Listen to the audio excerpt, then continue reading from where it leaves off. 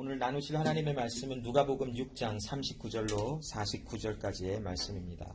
신약성경 누가복음 6장 39절부터 49절까지의 말씀을 읽고 하나님 말씀을 나누겠습니다. 제가 하나님의 말씀을 읽겠습니다. 또 비유로 말씀하시되 소경이 소경을 인도할 수 있느냐?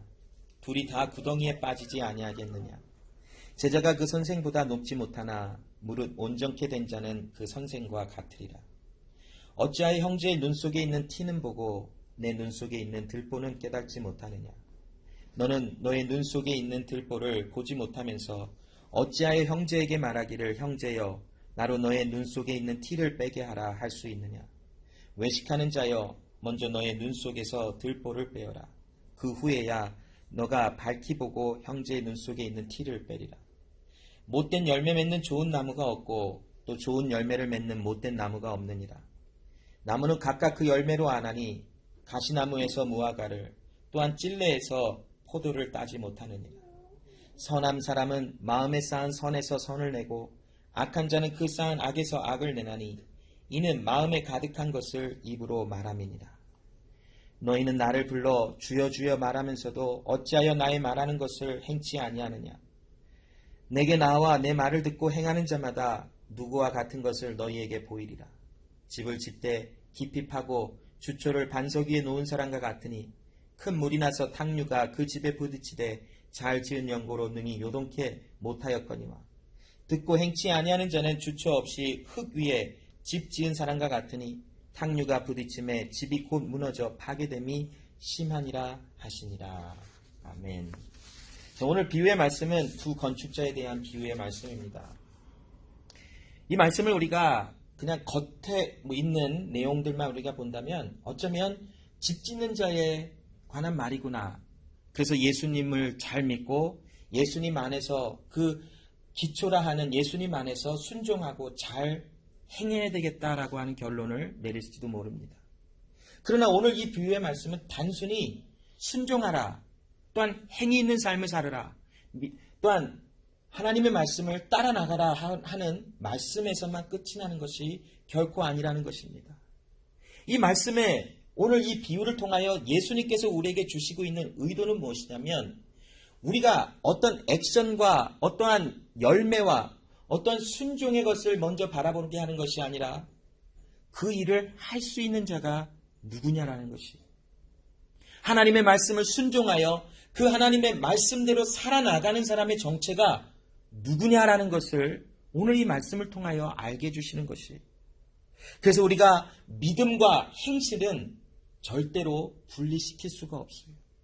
믿음이 있다면, 즉 하나님의 자녀의 신분과 본분으로 살아간다면 그에 합당한 열매는 반드시 나오게 되어져 있다라는 것이, 반대로 하나님의 자녀가 아닌 사람은 하나님의 자녀가 아닌 상태에 그들의 맺게 하는 나쁜 열매가 나타날 수밖에 없는 것이 바로 자연스러움이라고 하는 것이, 오늘 이 비유는 바로 거기에 초점과 관점이 가져 있어요. 하나님의 자녀가 하나님의 말씀을 따라 순종하는 것이라. 만약 너희 안에 행위만 있다면 그 자가 바로 위선자요 거짓말하는 자라라고 우리에게 말씀을 가르쳐주고 있는 것이, 우리는 겉모양으로 모르죠. 주일날 보면 그래도 아주 좋은 옷은 아니지만 깨끗한 옷들로 다 입고 오잖아요. 그 속에 무엇이 들어있는지 모르죠. 그러나 우리의 삶의 열매가 내가 어떤 정체로 살아나가고 있는 것인 것을 우리에게 알려주고 있다는 것이, 내 안에 착한 열매, 선한 열매, 하나님의 말씀에 순종되어지는 열매가 부족한 모습일지라도 조금씩 나타나지는 것이라면 하나님의 자녀로 부름을 받았기에 그런 모습에 순종의 열매들이 나타나는 것이겠지. 오늘 본문을 나눠보면 47절로 49절은 예수님께서 말씀에 순종하는 자와 말씀에 순종하지 못하는 자를 분리를 시켜 놓으셨어요. 자, 이 말씀은 집을 어떻게 짓는다를 가르쳐 주신 것이 절대로 아니에요. 자, 우리가 성경을 읽을 때 그렇구나 하고 슥 지나가면 이건 집 짓는 이야기다, 아니면 하나님의 말씀을 순종해서 반석 위에 집을 짓는 것처럼 우리 살아라. 이렇게 결론을 낼 수 있어요. 그러나 이 47절로 49절의 말씀은 분명히 두 종류의 사람에 대하여 말씀해주고 있어요. 자, 집을 짓는데 어떤 사람은 땅을 깊게 파서 반석 위에다가 집을 튼튼하게 지어서 아무리 폭풍이 몰아치고 비가 오고 어떤 천재지변이 일어나도 집이 무너지지 않는 집을 지은 사람이 있어요. 어떤 사람은 기초를 튼튼히 하지 않고 흙 위에 그냥 집을 지어서 탕류가 어려움이 다가오자 집이 다 무너졌다라고 말씀을 주고 있어요. 그런데 이 말씀의 지금 방향은 집을 어떻게 짓는 것이 아니라 그 집을 반석 위에 짓는 사람은 마치 하나님의 자녀로 하나님의 말씀을 순종하는 자와 비교가 될 수 있다는 것을 이야기해 주는 거예요. 즉 예수님은 우리가 하나님의 말씀을 행할 수 있는 자는 마치 반석 위에 집을 짓는 자 같아서 마지막 심판 때에 결코 무너지지 아니한다고까지 하시는 최후 심판까지의 말씀과 연결을 시켜주고 있는 것이. 자, 마태복음 25장 31절로 46절에 보면 양과 염소에 대한 비유도 나오지요. 예수님께서 오른쪽에는 양을 두게 하시고 왼쪽에는 염소를 두게 하시고 양의 정체를 보았더니 지금 그 시대에 하나님의 말씀을 순종해 나갔던 사람들이에요. 왼편에 서 있는 양들의 염소의 정체를 보았더니 그들은 하나님의 말씀과 전혀 상관이 없는 삶을 살아갔었어요. 자, 예수님께서 오른편에 있는 자들에게 뭐라 말씀하시냐면 창세로부터 너희를 위하여 예비된 나라를 상속받을 자들이여 라고 그들의 정체를 알려주세요. 자, 그들이 하나님의 말씀에 순종하고 궁핍한 자를 돌보며 감옥에 갇힌 자를 찾아보며 병든 자를 또한 위로하며 여러 가지 하나님의 일을 감당할 수 있었던 그 이유는 무엇이냐면 태초부터 창세로부터 그들을 위하여 예비된 나라를 상속받은 자들의 정체가 있었기 때문에 그 일이 순종되었다라는 것이. 그러나 왼편에 있는 염소에 비유되는 그 자들에게는 예비된 영원한 불에 들어갈지어다라고 말씀을 전해요. 자, 그들의 정체가 하나님과 상관없는 자들의 모습으로 서 있기에 하나님의 말씀은 결코 순종되어지지 못한 결과가 나온 것이. 자, 이처럼 예수님께서 마태복음 25장 31절로 46절에 양과 염소를 분리해 두신과 같이 오늘 이 두 건축자의 비유에서도 말씀을 순종할 수 있는 자와 순종할 수 없는 자의 정체를 분리해 놓고 계시는 예수님의 의도를 볼 수 있다는 것이. 자, 이 오늘 본문이 이 비유가 선포되어지고 있는 이 말씀이 들려지고 있는 회중의 정체를 살펴보니까 제자들도 있었고 수많은 무리들도 있었어요. 아마 그곳에는 바리새인들과 서기관들도 아마 섞여 있었을지도 몰라요. 누가복음 6장 18절에 보면 더러운 귀신에게 고난받은 자들로도 고침을 얻은지라라고 하는 말씀이 같이 나오고 있는 것을 보면 이 누가복음 6장 전체의 지금 흐름은 제자들뿐만이 아니라 병든 자들의 귀신 들려서 고통과 힘듦 속에서 있던 자들이 고침을 받는다라는 기사를 보면 많은 사람들이 그곳에 함께 있었구나를 우리는 알 수 있어요.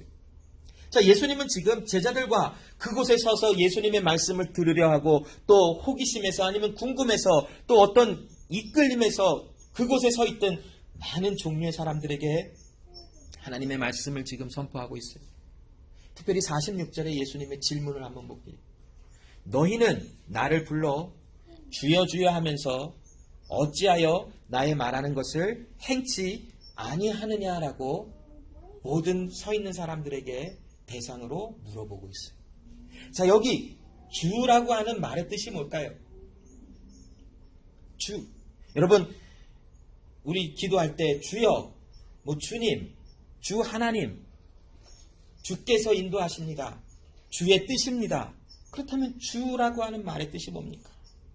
도대체 주라고 하는 말의 뜻이 뭐기에 우리는 하나님을, 예수님을, 성령님을 우리는 주라고 고백을 합니까?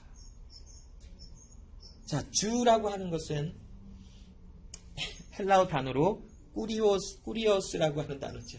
조금 발음이 좀 구리구리하지만 꾸리오스라고 하는 단어인데, 자, 이 꾸리오스라고 하는 단어는 뭐냐면 어떤 누구에게 사람과 모든 것에 대한 주권이 있다라고 하는 거예요. 즉 우리가 예수를 주라고 할 때, 예수를 꾸리오스라고 고백할 때에 예수님만이 예수님께 모든 주권이, 모든 능력이, 모든 것이 주께 예수님께 있습니다를 고백한 거예요. 자, 그런데 여기 오늘 46절에 누군가는 예수를 보며 주여 주여 하면서 예수님의 말씀을 따라 행치 않은 자들이 등장을 해요. 자, 이들은 누굴까요? 왜 예수님을 향하여 주여 주여 하지만 예수님을 따라 살아가지 않을까요? 자, 예수님을 따라 살아가는 것이 과연 무엇일까? 한번 말씀을 찾아보니까 누가복음 6장에 자세하게 기록이 되어 있는 것을 볼 수 있어요. 27절로 38절에 제가 시간이 없어서 이건 다 못 쳤어요. 그냥 나중에 생각이 나서 그냥 여러분께 읽어드릴게요. 자, 누가복음 6장 27절로 38절을 제가 최대한 말이 느리지만 빨리 읽어볼게요. 자, 준비되셨죠? 자, 빨리 읽을 거예요. 그러나 너희 듣는 자에게 내가 이르노니 너의 원수를 사랑하며 너희를 미워하는 자를 선대하며 너희를 저주하는 자를 위하여 축복하며 너희를 모욕하는 자를 위하여 기도하라. 내 입뺨을 치는 자에게 젖뺨도 돌려대며 내 겉옷을 빼앗는 자에게 속옷도 금하지 말라. 물은 내게 구하는 자에게 주며 내 것을 가져가는 자에게 다시 달라지 말며 남에게 대접을 받고자 하는 대로 너희도 남을 대접하라. 너희가 만일 너희를 사랑하는 자를 사랑하면 칭찬받을 것이 무엇이뇨? 죄인들도 사랑하는 자를 사랑하느니라. 너희가 만일 선대하는 자를 선대하면 칭찬받을 것이 무엇이뇨? 죄인들도 이렇게 하느니라. 너희가 받기를 바라고 사람에게 빌리면 칭찬받을 것이 무엇이뇨? 죄인들도 의수히 받고자 하여 죄인에게 빌리느니라. 오직 너희는 원수를 사랑하고 선대하며 아무것도 바라지 말고 빌리라. 그리하면 너희 상이 클 것이요 또 지극히 높으신 이의 아들이 되리니 그는 은혜를 모르는 자와 악한 자에게도 인자로우시리로다.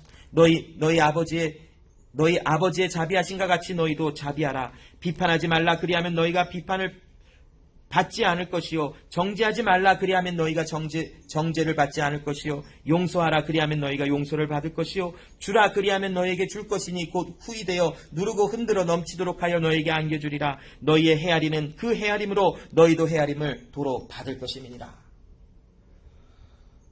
숨이 차요. 예수님을 따라 살아간다라는 거, 말씀을 행한다라는 것에 대한 여러 가지 내용들 중에 오늘 이 누가복음 6장 27절로 38절의 내용들을 보면 참 기가 막혀서 깜짝 놀라서 뒤로 넘어갈 지경이지. 내 것을 남에게 다 주래요. 겉옷을 달라 하면 속옷을 달라는 의미가 뭐 청결의 문제도 있을 수도 있겠지만 아무튼 다 주래요. 그리고 받으려 하지 말고 그냥 주래요. 이 뺨을 치면 저 뺨도 돌리도록 내려요. 이 뺨을 치면 나는 두 뺨을 더 때려버리고 싶은 마음이 생겨나는데 한 뺨을 더 내려주고 싶다라는 게 어떻게 말이 돼요? 내가 사랑할 수 있는 자는 마음껏 사랑해줘요. 나에게 너무 잘해 이 사람. 내가 이 사람 너무 사랑해. 그런데 나를 막 괴롭게 하는 사람을 사랑하라? 그건 힘듭니다. 나를 사랑하는 사람도 나는 사랑하기를 버거운데 나를 미워하는 자를 사랑하는 거 정말 힘듭니다. 그런데 예수님이 너희가 만일 나를 주라라고 부르고 고백한다면 내 말을 행하는 것이 너희 안에 당연하다 그래요. 그 말씀을 행하는 것에 대한 내용을 잠깐 살펴봐도 정말 너무나 힘든 내용들이 너무나 많아요. 어떻게 원수를 사랑합니까? 정말 누가 조금만 나에게 험담을 하잖아요. 그러면 들키지 않았을 뿐이지 내 마음속에서는 한 1000만 배, 10,000,000배, 1,100,000,000 배 정도의 악을 그에게 퍼부어주고 싶은 게 내 마음인 것이에요. 누가 나를 한 대 때렸어요.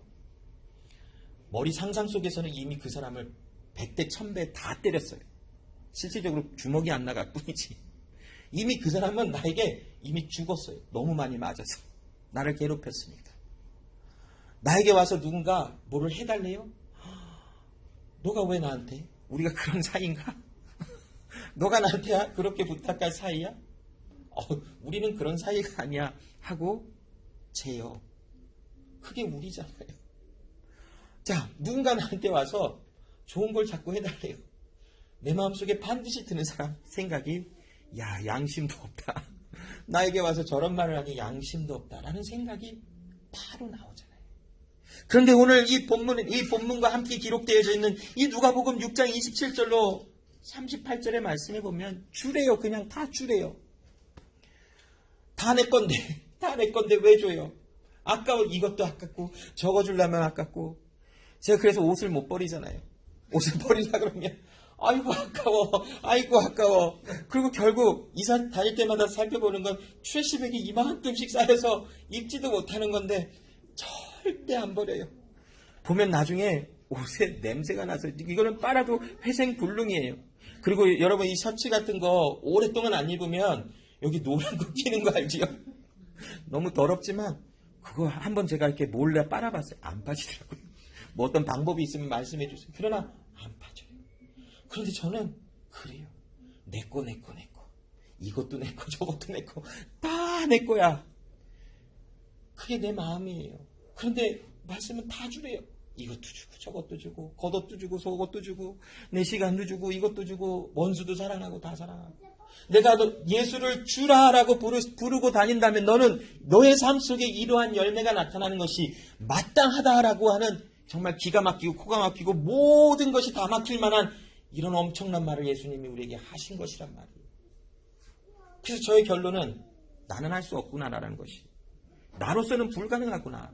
주님이 말씀하셨던 주님이 책임지시는 말씀이 바로 이와 같은 말씀이구나 하러 결론을 내렸어요. 그게 결론이지. 여러분이 오늘 이 잠깐 몇 구절 읽어드린 이 말씀을 다 지켜 행할 수 있을까요?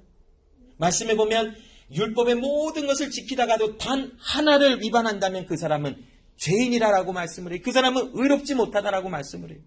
그렇다면 우리 모두는 하나님 앞에 지금 의롭지 못한 모습으로 살아갈 수밖에 없는 것이, 하나님의 은혜가 없다면, 하나님의 사랑이 없다면 우리 모두는 하나님 앞에서 위선자요, 거짓말장이요, 또한 저주받아 멸망에 이를 자라는 것이에요. 제가 어제 저녁에 이 말씀을 다시 읽다가 그냥 한숨이 나왔어요. 참 기가 막히다 진짜.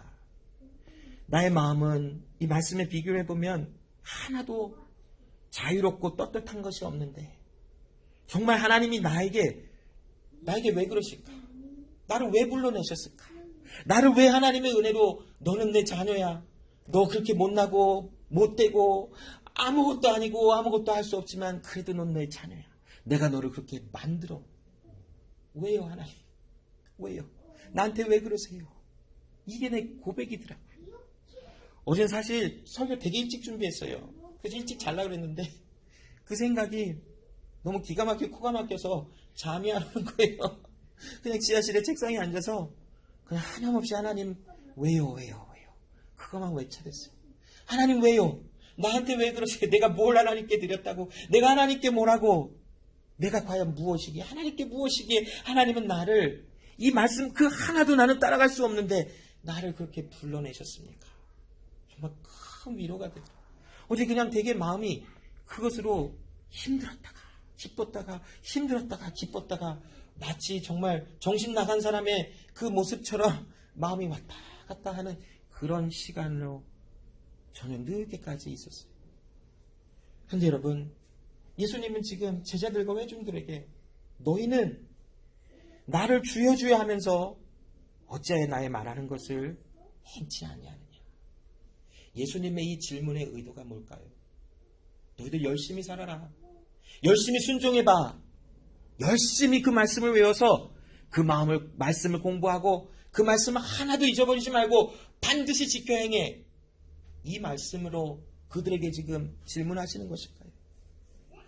자, 마태복음 7장 21절로 23절에 보면 주여 주여 하는 자들의 구체적인 뜻이 나오죠. 나더러 주여 주여 하는 자마다 천국에 다 들어갈 것이 아니요 다만 하늘에 계신 내 아버지의 뜻대로 행하는 자라에 들어가리라. 그날에 많은 사람이 나더러 이르되 주여 주여 우리가 주의 이름으로 선지자 노릇을 하며 주의 이름으로 귀신을 쫓아내며 주의 이름으로 많은 권능을 행치 아니하였나이까 하리니 그때 내가 저희에게 밝히 말하되 내가 너희를 도무지 알지 못하니 불법을 행하는 자들아 내게서 떠나라.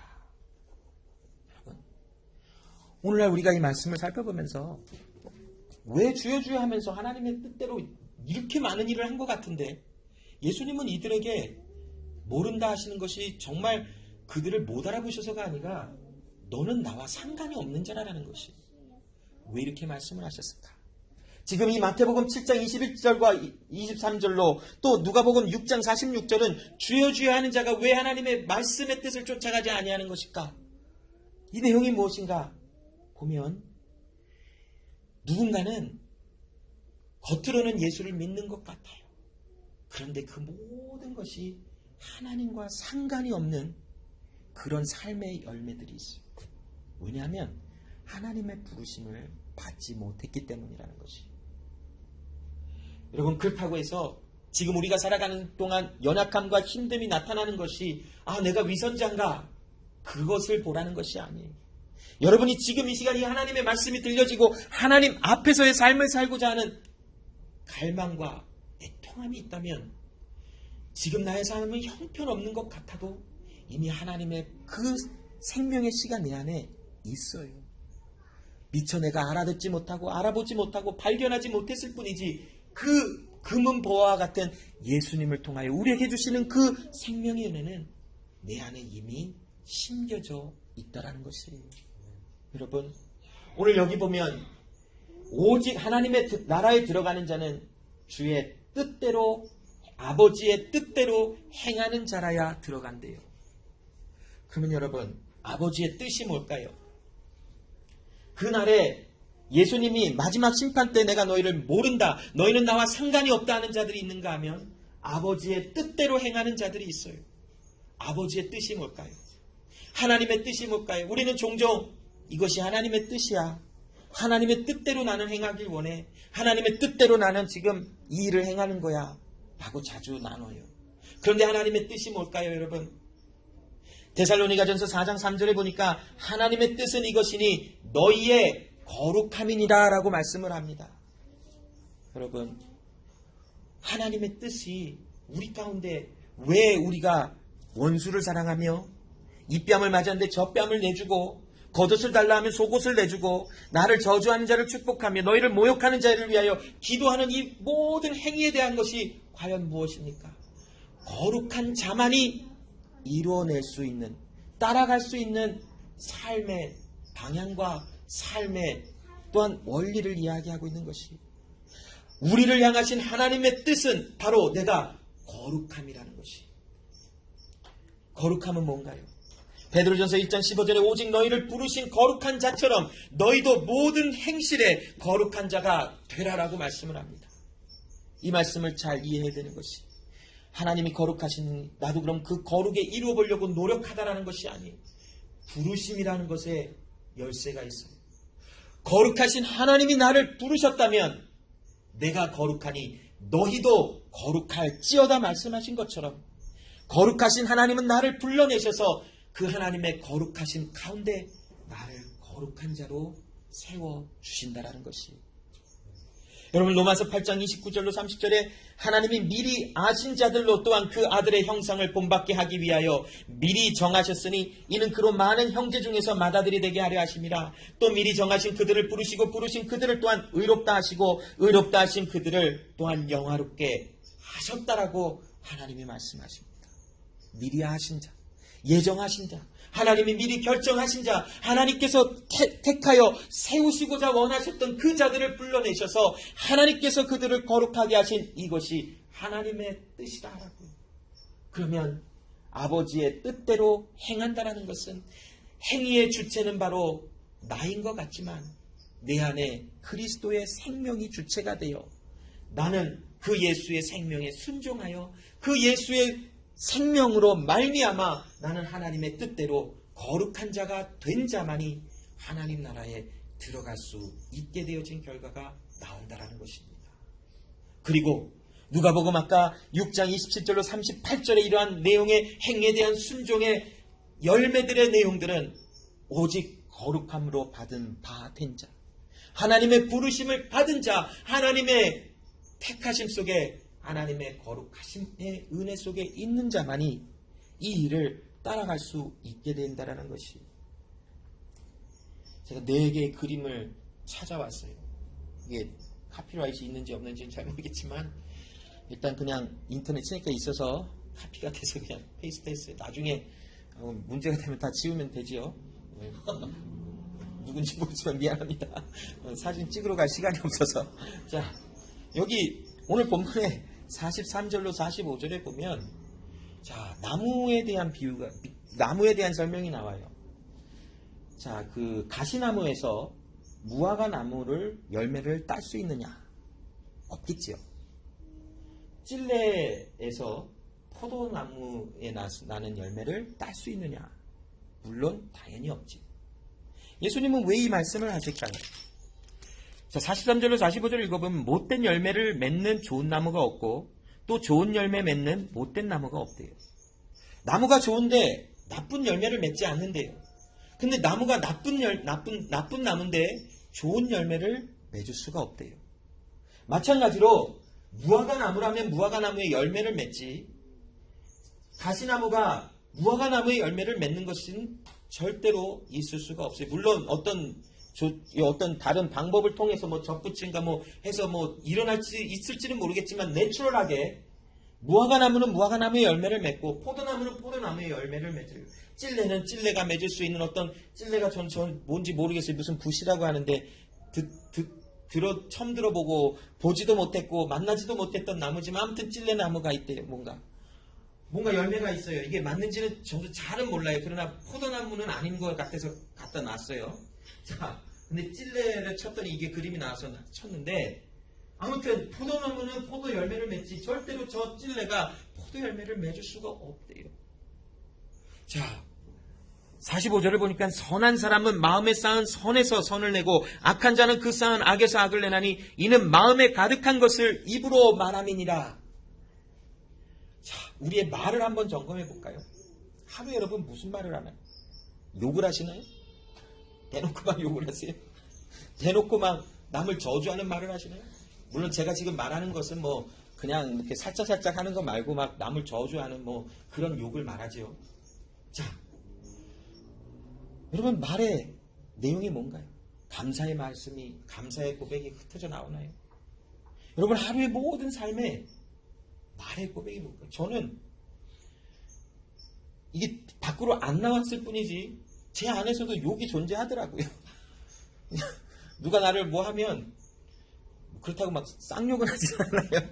그러나 내 안에서 에이 저런 진짜 되게 못돼 처먹은 사람 같으니라고 막 이런 말이 그냥 앞으로만 입으로만 나오지 않았을 뿐이지 내 안에서는 막 공존을 하고 난리가 나요.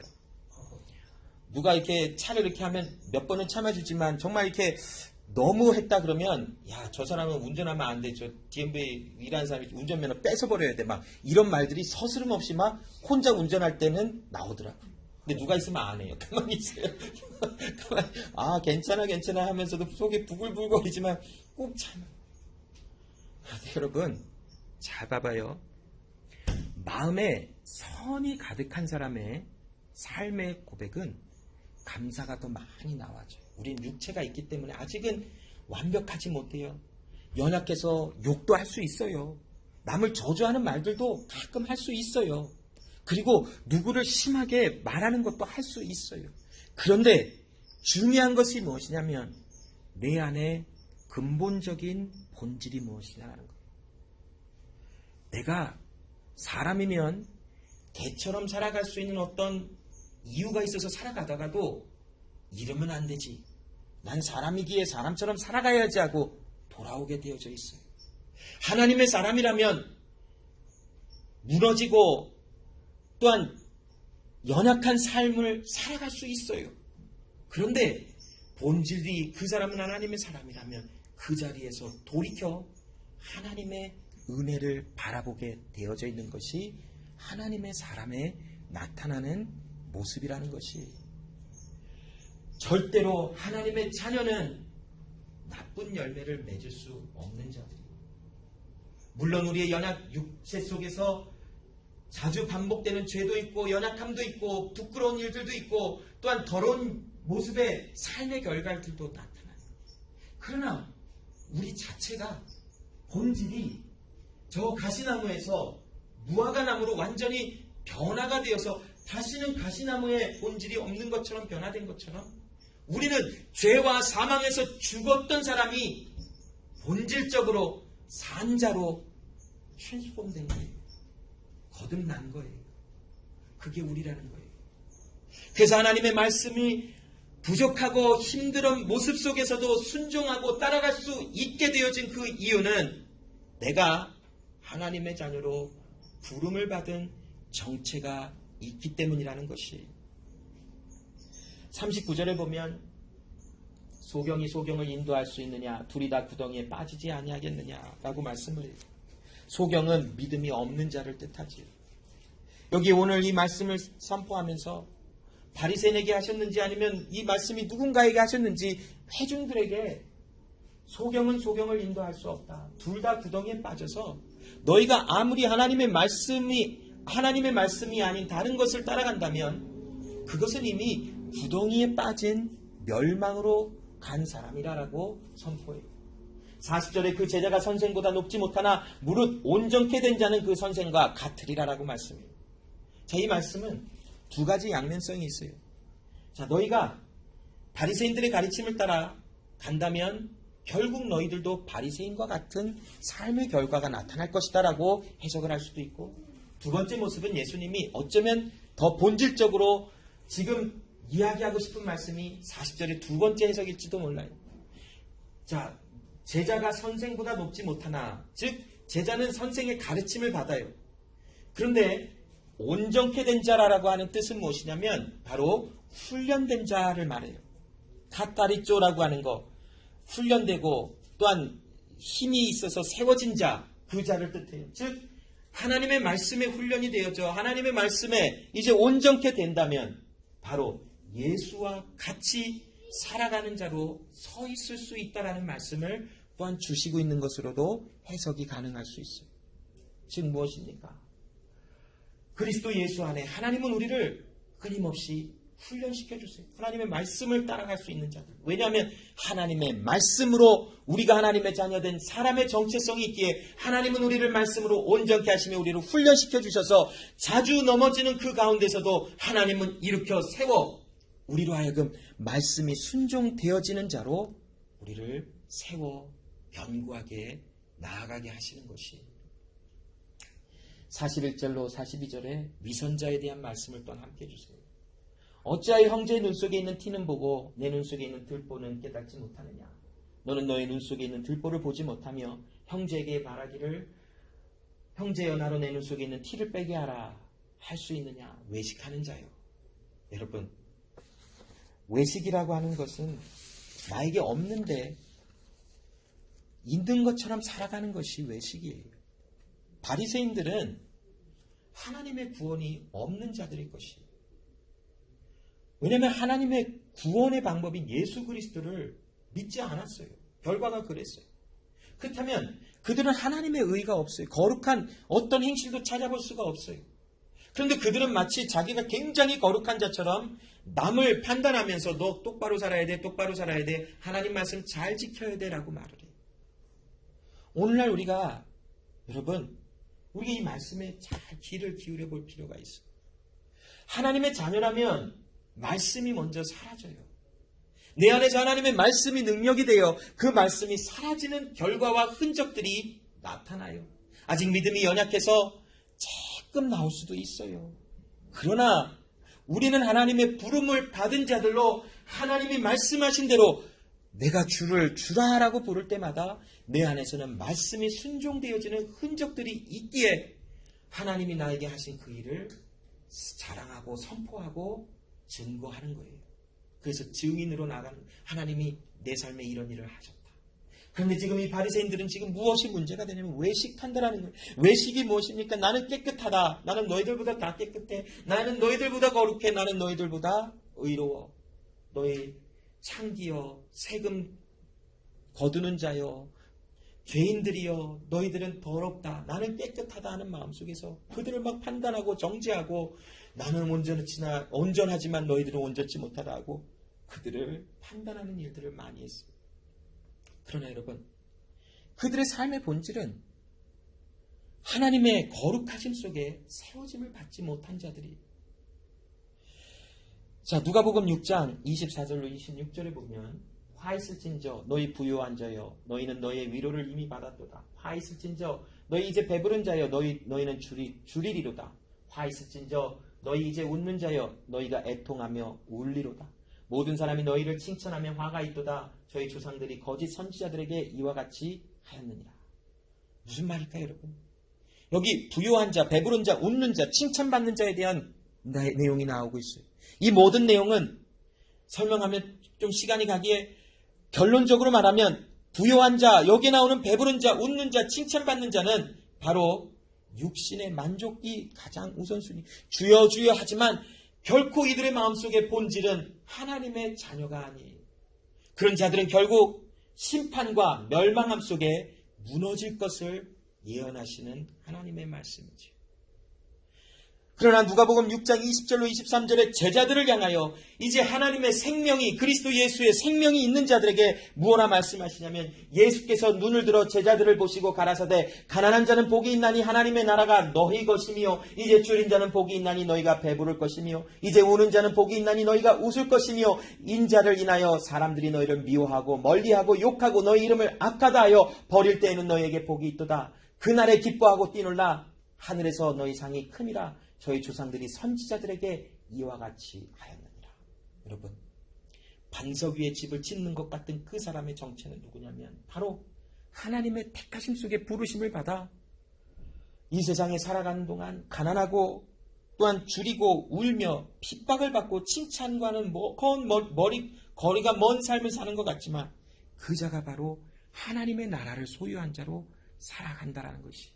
그런데 오늘 여기 누가복음 6장 20절로 23절에 보면 이제라고 하는 말이 나와요. 마태복음의 산상수훈에는 나오지 아니하는 누가복음이 6장 20절로 23절에 같은 내용을 얘기하고 비슷한 내용을 이야기하고 있는 이 말씀에 이제라고 하는 말이 나와요. 이제 줄인 자는 복이 있나니 너희가 배부를 것이며 이제 우는 자는 복이 있나니 너희가 웃을 것이며. 자, 이제라고 하는 뜻이 뭘까요? 이제 now, 지금이라는 거예요. 지금 너가 하나님의 자녀라는 거예요. 제자들에게 지금 너가 하나님의 자녀로 열매 맺는 자라라고 말씀해주고 있는 것이 바로 이 말씀이 오늘 우리에게 지금 이곳에 나에게 하나님의 말씀이 향하여 너는 지금 나의 자녀라. 너는 지금 나의 아들이라. 너는 지금 나의 딸이라.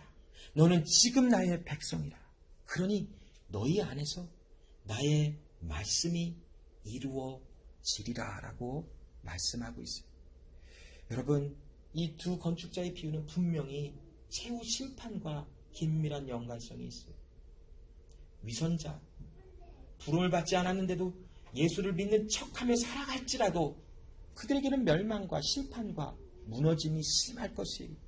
그러나 하나님의 부름을 받은 자들에게는 지금 겉모습이 창기와 같고 세금을 걷는 손가락질을 받는 사람과 같고 아무도 거듭떠보지 않는 거지와 같을지라도 그들의 삶의 모습에 하나님의 부르심이 그들 안에 지금 그들을 하나님의 자녀 만드시는 하나님은 그들 안에 새 일을 행하사 반드시 하나님 나라의 열매가 맺혀지게 하고 나타나게 하시는 일을 행하신다라고 하시는 말씀의 결론이 오늘 두 건축자에 대한 비유의 말씀의 내용인 것입니다.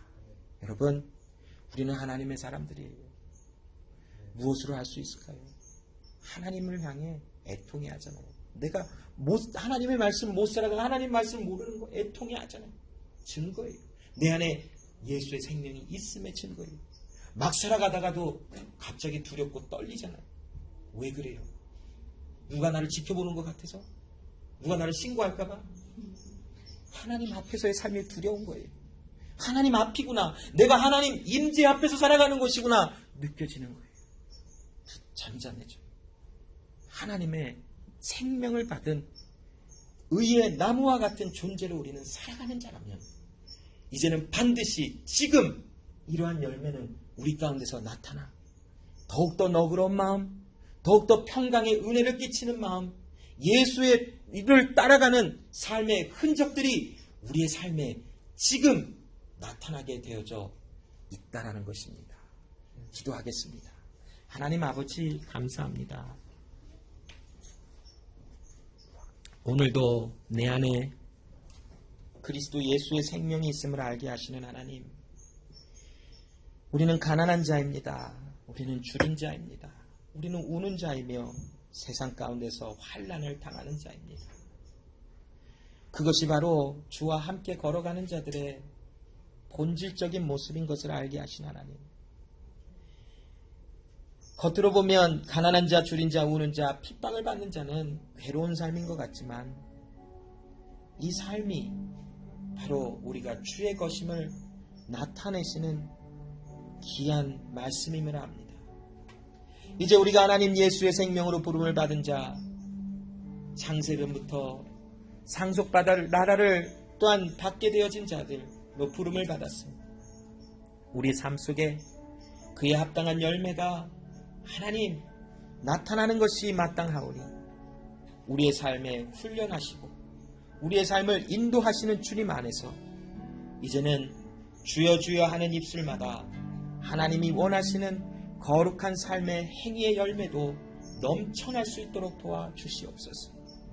이 익투스 제자교회가 연약함과 부족함과 정말 형편없는 모습으로 때로는 서 있을 수 있으나 결국 하나님의 부르심을 받은 하나님의 사람들에 모여 예배하는 하나님의 귀한 은혜의 곳이오니 주여 이곳에서 주의 은혜, 주의 이루시고자 원하시는 하나님의 뜻이 하늘에서 이루어진과 같이 이 땅에서도 이루어지는 것을 경험하게 하여 주시옵소서. 감사드리며 예수 그리스도의 이름으로 기도합니다.